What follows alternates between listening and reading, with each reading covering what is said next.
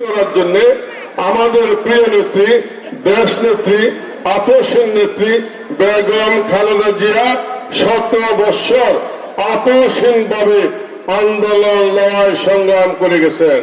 7 বৎসর বিনা বিচারে জেল খেটেছেন।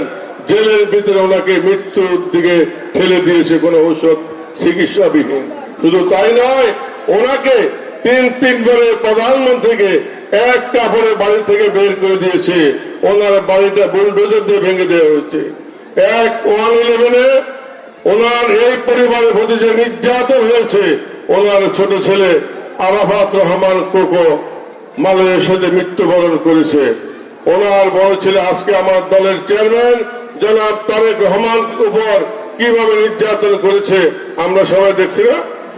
এই নির্যাতনের শিকার হয়ে উনি চিকিৎসার জন্য লন্ডন ওনাকে পাঠিয়ে দিয়েছে।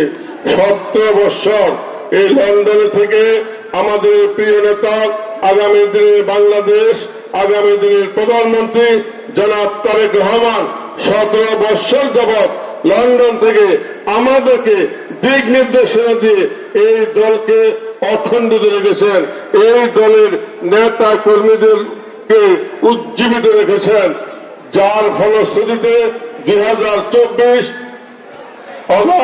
জুলাই আগস্টের বিপ্লব এর মহানায়ক ছিলেন তারেক রহমান। উনি শুধু লন্ডন থেকে এর নেতৃত্ব দিয়ে 5ই আগস্ট এই দেশকে ফ্যাসিস্ট মুক্ত করে আপনাকে এই উঠানে বসার সুযোগ করে দিয়েছেন।